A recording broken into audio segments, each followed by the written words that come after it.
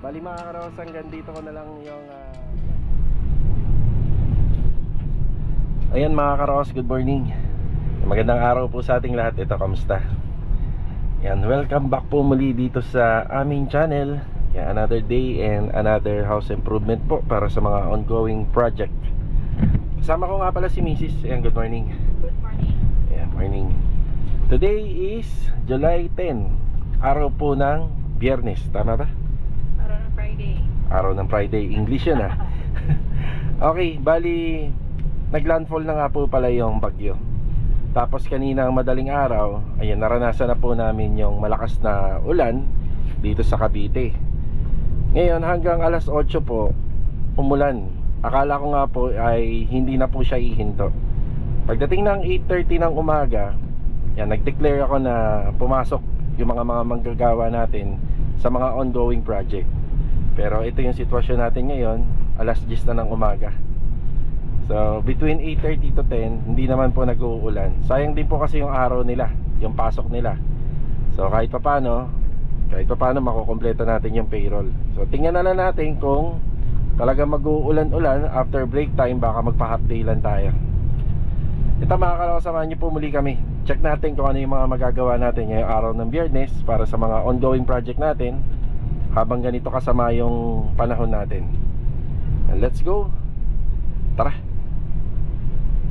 Ayan, pagpasok ko rito sa Garden Premier Project, ito yung sumalubong sa amin. Nandito yung ulan. Nandito yung ulan. Kasi kita naman sa sa kalangitan.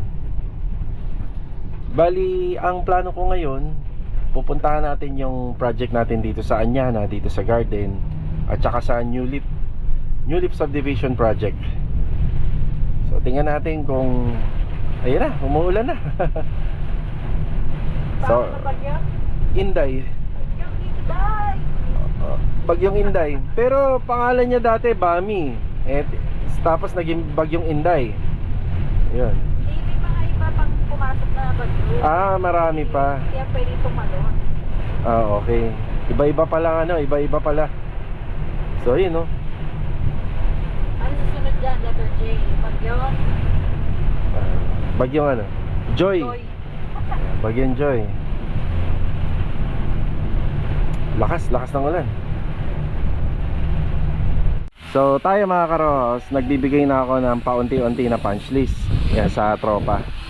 Tapos advantage na rin po sa amin to, kung may makikita tayong mga leak problem dito sa unit ay mapapaayos po kagad natin. Pero sa awa po ng Diyos, yan, nagpapasalamat tayo sa mga kasama natin, sa mga manggagawa. Wala namang pong tulo itong bahay. Yan, medyo matagal na po namin nagawa yung bubong nito, ng back extension, ng corner extension, ng balcony, at saka yung roofing dito sa may corner area, sa may outdoor kitchen. Yan, sa awa naman po ng Diyos, wala naman po siyang problema, walang tulo. Okay, bali konting update tayo rito. Yan na tayo. Dito bali may punch list ako rito. Bukod po dun sa ginawa nila Batang, meron akong pinaulit dito. Ayan.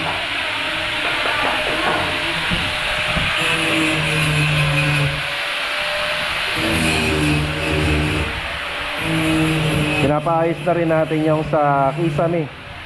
Yan, dito kasi meron tayong inayos na wiring. Yan, gawa ng yung isang switch button dito. Bali to, nakakonekta to sa cellphone na may-ari. Bali iba yung pagkakalinya nito compared dun sa mga ordinary line. So medyo iba to. Meron po siyang tinatawag na grounding. So ito kasi bali ang sakop nito, ang covered nito yung sa ilaw sa mga poste at saka sa cladding ito. Tapos ito na yung update sa tile sa hagdanan. Ayun, dito na pala si Louie. Pababa na.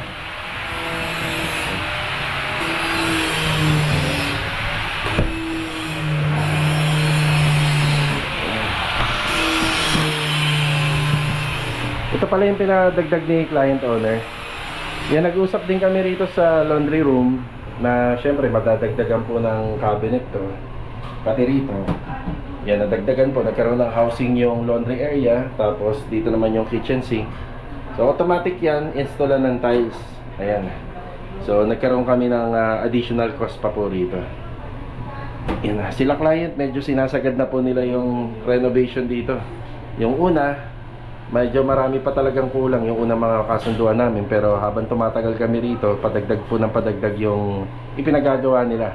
Kumbaga ano na to, pinaka-final na talagang titirhan na po talaga kagad nila pagka natapos. So ito, nagkaroon ng door closer dito. Oh, yeah, hindi pa pala naka-adjust to. Hindi pa pala naka-adjust yung door closer. Ayan na. Ayan, lock. Ayan.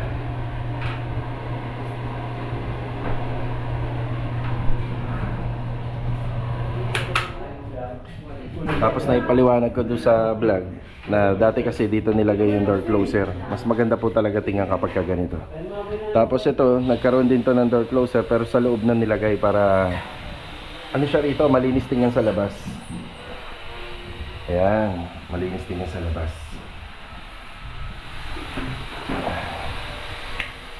Yung dito pala, ang naging problema nito, medyo nawala sa alignment yung kisame. So nung nailagay po yung hanging cabinet natin dito, yung overhead cabinet na nailagay, nakita yung diferensya dito sa ibabaw. So syempre bago natin i-turn over, pinaayos ko na. Yan, pinaayos na po natin to. Yan. So ito yung pinaka mahalagang bagay dito kasi pansinin siya, lagi napupuna. Kaya kailangan bago natin may turn over, yan na maayos na bago pa makita ng kliyente. Or kung nakita na ng client yan, huwag na po natin patagalin. Ayan na, inayos na po kagad natin.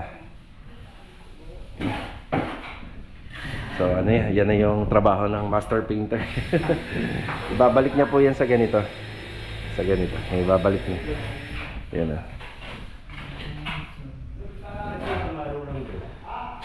Ayan, bali ang nagtatrabaho rito, tatlong pintor, yung tile setter, tapos yung mga installer po, nandito sila. Ayan, magpuputol. Sige, ano, Ras, okay na. Puputol sila.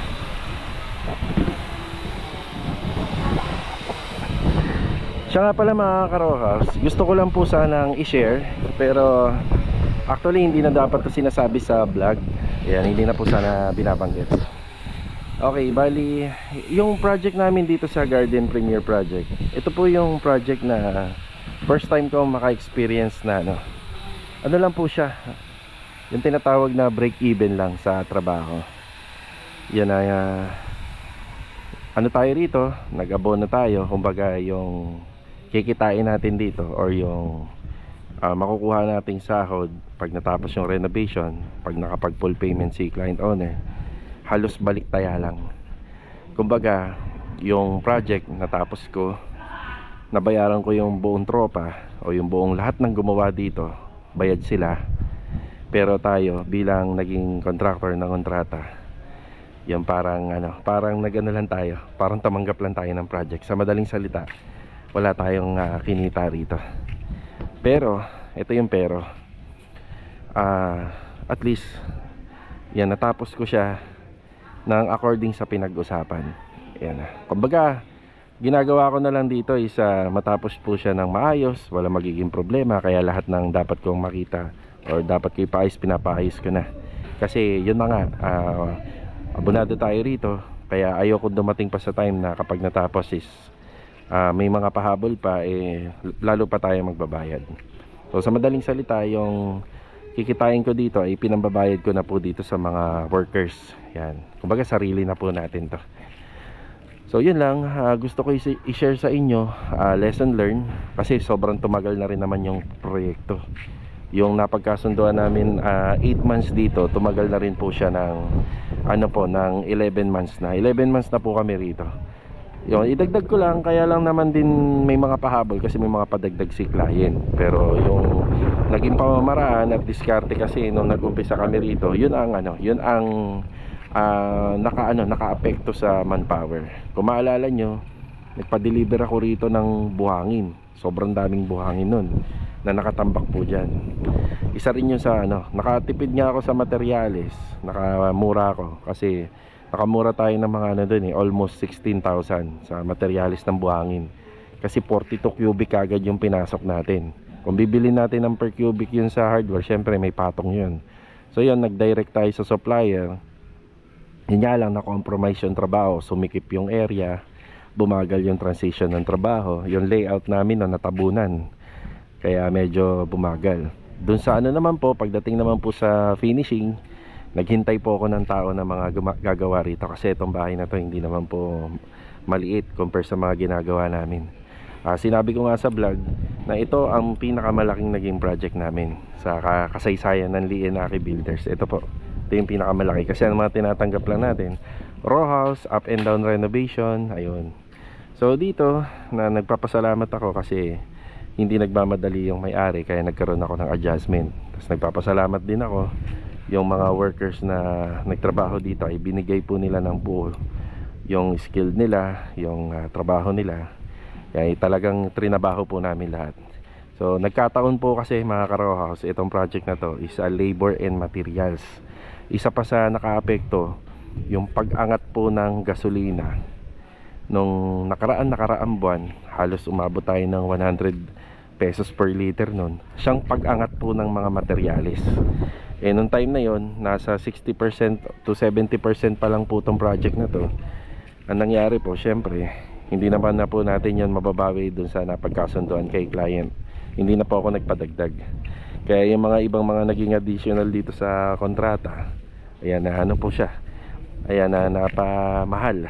Pati yung maliliit na bagay pagka binibili, pagka naipon siya, yan lahat mataas. Kaya ayun, yun, ang maganda na lang dito, matatapos po natin siya ng maayos. Yun lang, kaya ito, abangan natin yung turnover nitong project. Dahil mga konti na lang naman po yung mga gawain dito, at saka sila client, kinokompleto na nila yung mga ibang furniture nila. So within this month or fourth week yata, or fourth week or first week ng August, yan na po yung turnover nito. Pero ang pinaka turnover dapat nito October pa, October first week. Yun yung napagkasunduan, kasi hindi naman sila nagmamadali. Ngayon tayo na yung humahabol ng finishing renovation na matapos na po natin, kasi para makapagbawas na rin po tayo ng mga pasahod dito. Pero marami pa pong gagawin dito. Syempre may general cleaning pa po tayo dyan. Kumbaga nandyan na tayo sa stage na yan na patapos na. Nakita na rin naman po natin yung manpower dito na halos pa ubos na rin. Kaya hindi na po namin to minamadali. Ang ginagawa po namin dito, pinupulido na po namin to ng araw-araw hanggang sa matapos. Kaya may mga punch list tayo dyan na pinapaayos na rin po natin. Ayun na, hindi lang ako makaakyat dun sa taas kasi may ginagawa dun sa hagdanan. Pero may nagtatrabaho na po dyan sa taas. So sa ngayon, update muna sa ibang mga project. Huminto yung ulan, no? Sasamantalayin namin. Tara. Bali mga karaos, nandito naman tayo sa Anyana Bell Air West Project. Magandang araw kila client owner dito. Ayan, bali may dalawang tao gumagawa rito. Yung helper natin natin sa taas. Yan, nagpapasinsil na po tayo ron ng ating mga vinyl. Yan, pinapatanggal na po natin mga vinyl doon. Tapos nagpapa-install tayo ng Decostone. Yung ibang gumagawa dun sa Garden Premier Project, half day lang po sila ron, tapos dito lilipat sila. So ang magiging critical na kalagayan lang natin dito, kasi ito exterior part ng trabaho, yung pag-welding. Kung sakali po mag-uulan-ulan hanggang mamayang hapon, yan, meron pa naman po mga gagawin dito sa loob. Yan, pwede po sila magsinsil po ng ating mga flooring para sa installation ng tiles, paghahanda. At pwede rin naman po magtabas. Tapos pag natabas po, pag gumanda yung panahon, saka na lang po ikakabit, saka na lang po ipafabricate. So ito na nga pala yung mga nagawa rito. So sabi ko lang sa kanila, pagkatapos pong makompleto, lagyan kagad ng primer coat. Yan po yung sikreto niyan. So naka-epoxy primer kagad. Hindi po yan pwede yung frame.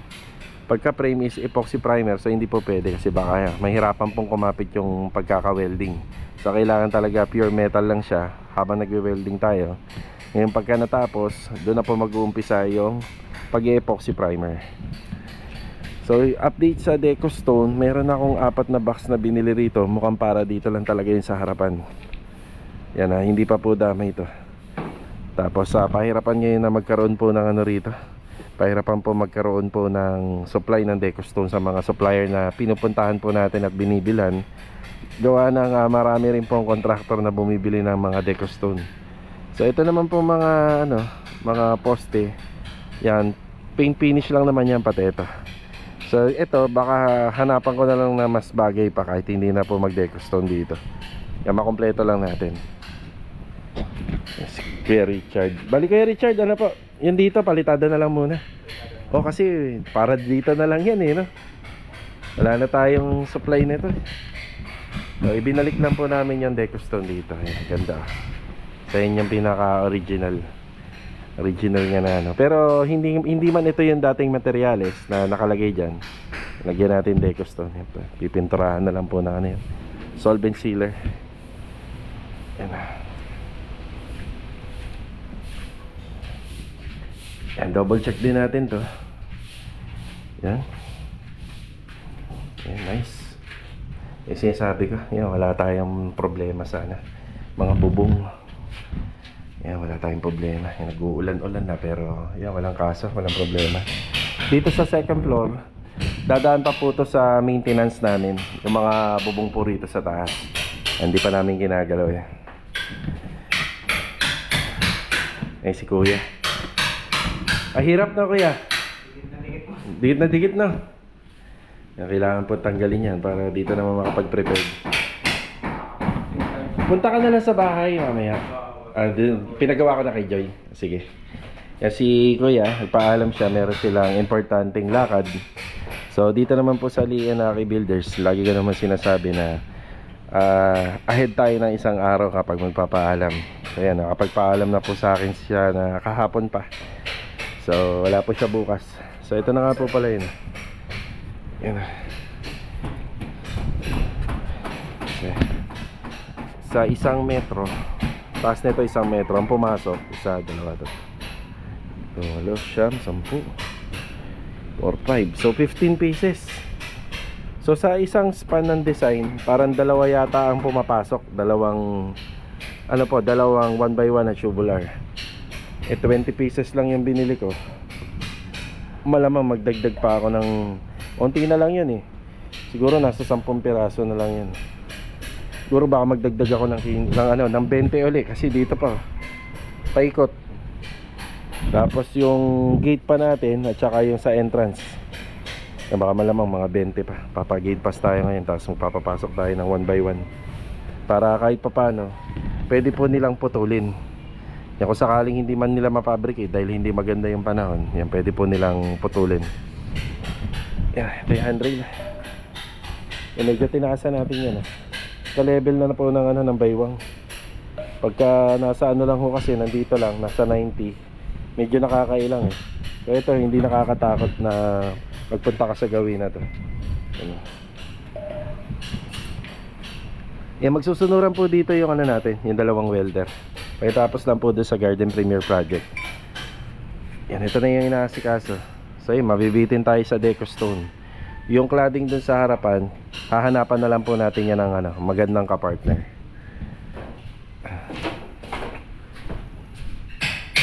Bali ang plano ko rito sa floor area, yan dito, meron nag-i-install ng tiles dito. At saka meron din po nag-i-install ng tiles dito. Kaya kung mapapansin nyo, unti-unti pong lumuluwag yung area. Yan, unti-unti kahit papaano. Tapos nandito yung ay mga adhesive. Tapos sabi ko nga, ito, papaluwagin pa. Tapos ililipat na yung mga semento rito. Yan. Kaya susunod sila rito. Sila Adonis, saka sila Rusty. Yan. Tapos magpapasok ako ng bakal. Baka kulangin to. Napakadami. Yan na.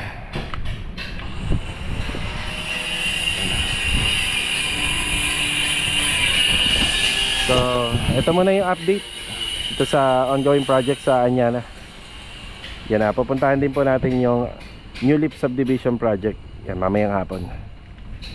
Yan, sana naman ganito lang, para kahit pa paano may trabaho pa. Tara. Bali mga karos, nandito naman kami sa New Leaf Subdivision Project. Ayan, kakatapos lang po namin mananghalian. Ayan na, shoutout nga po pala kay Sir Christian Ray David from San Pablo City, Laguna. Yan, nasa Norwegian Cruise Line. Yan, maraming salamat po at na-appreciate nyo sir yung aming music video. And God bless po. Okay, konting update tayo rito. Kung sakaling nagtuloy po yung malakas na ulan, simula kaninang umaga, isa to sa apektadong project. Talagang ang mangyayari rito, walang pasok. So maraming salamat naman sa Diyos at gawa ng gumanda yung panahon. Makikita natin sa kalangitan, medyo maulap siya at nagbabadya ng ulan, pero okay naman yung ganito, basta wag lang pong ulan. So sa ngayon, medyo bakante pa rin po tong area na to kasi ito yung way na dadaanan muna, tapos pinapatap-tap na yung mga lupa rito. Ayan, dumami na naman, no? Schedule po uli natin to para mabawas-bawasan. Ayan. Yung naghakot nga pala ng truck dito, parang 3.2 yung cubic niya. Ang binayad namin doon is 3,200. So nakadalawang hakot nung nakarang araw. Ayan. Plastering na pala dito. Muntik nang walang pasok. Ayan, muntik na. Syempre rito nagpa-plaster na sila. Yung mga markings natin dyan, nag-iwan na lang sila ng sarili. Yan na. Matatabunan kasi yan eh. Tapos yung susunod na gagawin natin dito, bali bukas, baka mamaya pala bumili kami ng tiles. Tingnan natin kung makakahabol pa tayo. Anong oras na pa? Ayan na, alas 2 na. Dadaan pa tayo ng garden. Hahabol po ulit tayo ron. So babalik kami ng garden kasi may mga pinamili kami materyales para po ron. So ito, wall plaster na. Sila client nakapamili na po pala ng tiles para sa poste. Siguro kung may isasabay ko yung para dun sa floor area, yan, bali isasabay natin para isang deliver na lang. Ito nga pala yung mga in-order ko kahapon. Yung 3-port para sa AC. Tapos may makikita kang 3-port dito. Ano yan eh, yung linya ng hose ng kalan. Dadaling ko na lang dito yung flexible. Yung tas the rest sa electrical. Yan. Ito yung pinapalitadahan nila. Yan dito. Okay. Yan, bali ngayon itatawag ko na to sa naghakot. Papahakot po uli natin to. Tapos yung lupa naman dito nabawasan na din. Tapos sa mga susunod na araw, ayun na, pwede na po tayo magpalinya na para sa plumbing dito. May nag-ocular ng aircon? Wala pa? Okay. Nasabihan ko naman, makikipag-video call yan sa akin kapag wala ka.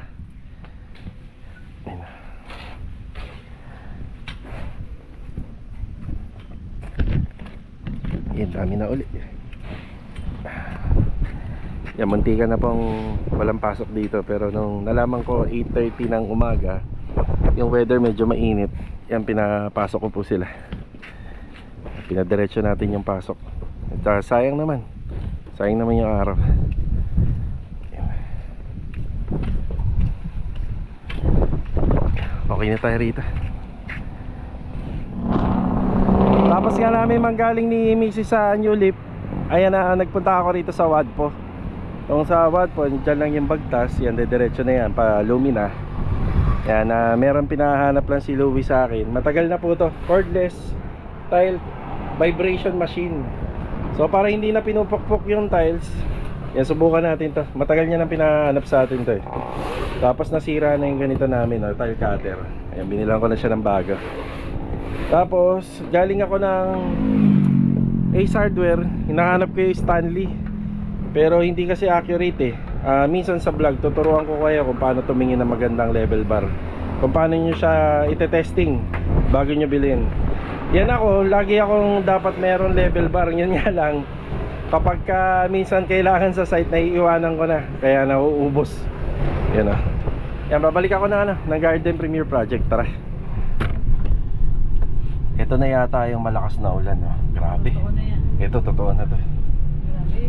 Simula umaga, nasa biyahe kami, pagbibigay ng update. Maswerte tayo, konting ulan at ambon lang naranasan natin, pero ito yata babagsak na to. Dilim na, oh. May hangin yan eh. Tingnan mo, Ang bilis ng ano, no? Ang bilis ng ulap, no? Panigurado, malakas to. Dito tayo. Ayun, sabi ni Mrs. uwi na daw kami. Dumami ka pa pag nabasa ka. Mahirap yan. Ayan, onting update na lang ako rito sa Garden Premier Project. Apya. See? Wala na. Yan, sa'yo yan. Oh, tigisan level. Ito, accurate yan, ah. Kuya. Uulan na. Ito lang? Oo. Ayan, inabot na po tayo. Grabe, lakas ng ulan.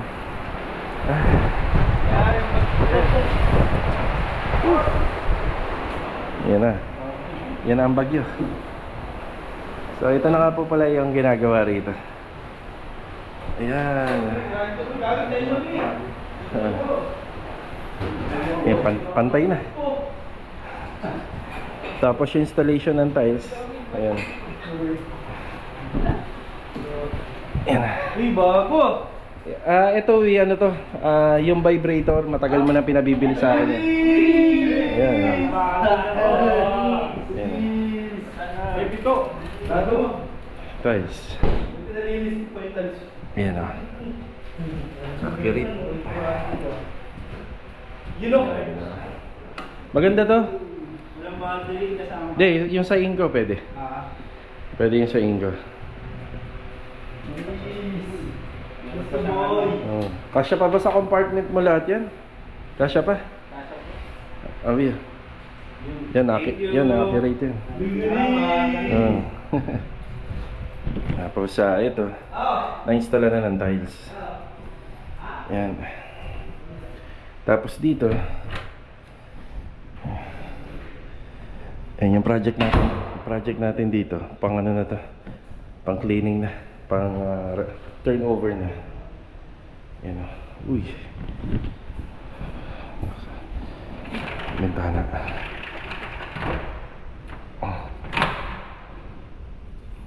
Kuya Rigor. Puspusa na yan, kuya. Hindi ka ba nababasa dyan? Hindi naman. Ayun. Yeah, ito na yung project.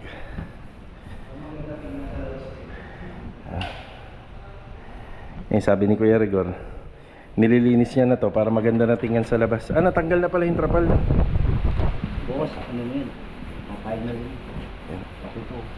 Nagpabili ka ba ng paint thinner? Nandun na sa baba. Oh. Yung sobra, dali mo sa phase 5. Oh. Sobre na. Yeah.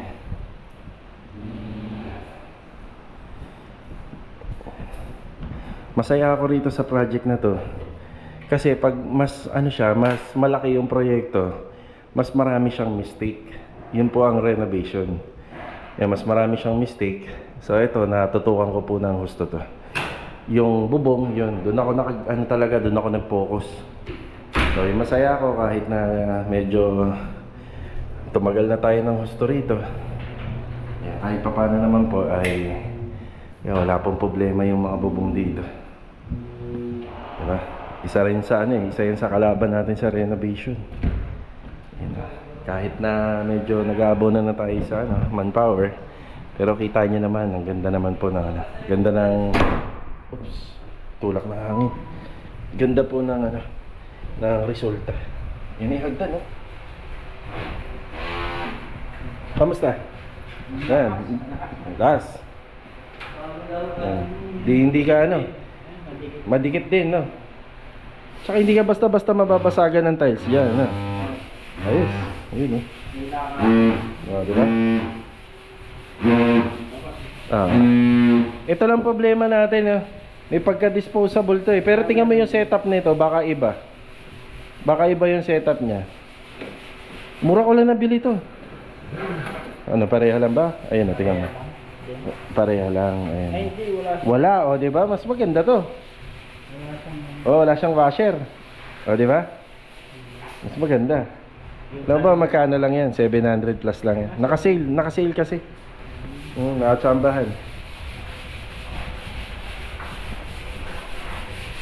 Kuya, mukhang tuluyan na naayos to ah. Tuluyan na naayos to. Surprise to pag natanggal yung ano. Okay na. Oo nga.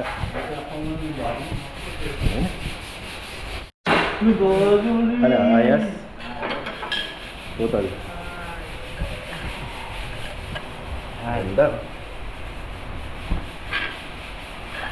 Mas malaki nga lang to, tingnan mo. Malaki. Mas malaki siya. 60 din to. 60 lang yan, 60 cm. Maliit lang. Oh. Alis ko, boy. Tuwan-tuwa si Mot to. Halos kompleto na gamit ni Louie, no? Ah. Pwede na akong